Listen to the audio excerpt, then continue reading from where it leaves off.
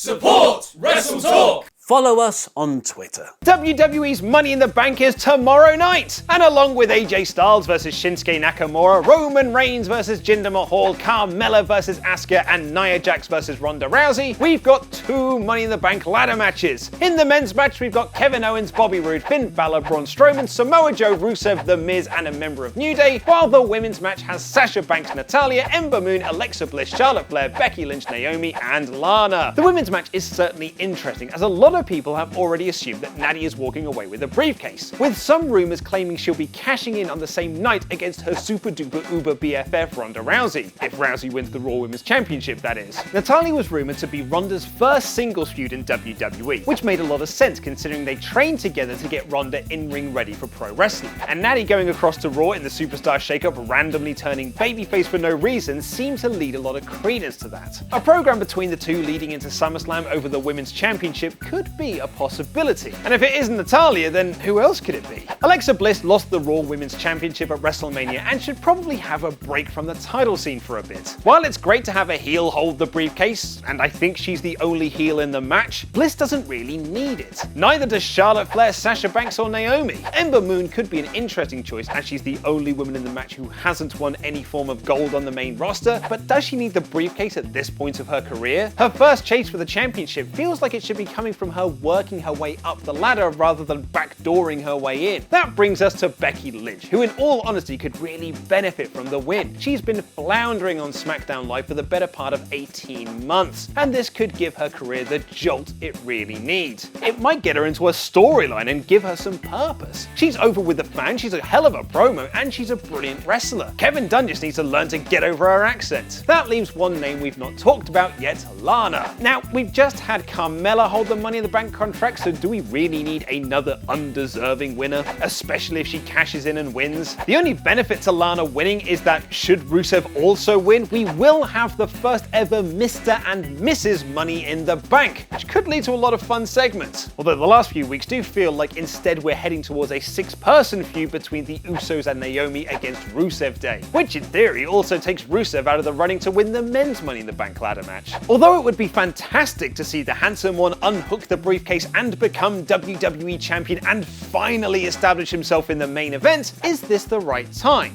Although I think I'd rather have Rusev win than Bobby Roode. The Glorious One has had a really lackluster main run so far, and while this could rejuvenate his character, a heel turn and return to the NXT Roode we loved in 2016 and early 2017 is a far easier option. Finn Balor and Kevin Owens should be in the main event scene of Raw, but neither man really needs the briefcase at the moment. And on the subject of Raw, guys, Braun Strowman is a man who really doesn't need to be Mr. Money in the Bank. He's over enough already and already in the main event picture that holding the briefcase would just be redundant. Maybe it's just because Raw's main event scene is so boring at the moment, especially with no champion, but I really don't want to see any of them win. The SmackDown side is far more intriguing. Samoa Joe winning the briefcase would be absolutely awesome, and it would add another layer to this dangerous assassin character he currently has. Similarly, The Miz can use this as his ticket back into the main event picture, and he can play off the last time he won it and how he used it to become one of the worst WWE champions in history. He's improved leaps and bounds since then, so it should be better this time. The other anomaly is the member of New Day who still hasn't been revealed, at least at the time of this recording. Kofi Kingston and Xavier Woods would be really fun entrants into the match, but if Big E gets put in and the rumors of him receiving a giant push coming out of this pay-per-view are true, then we could see the power of positivity bring home the contract. It would also be interesting if, like the tag titles, they used Freebird rules on the briefcase so any one of them could cash it in. Imagine if then they transferred that to their title win and New Day were WWE Champion, like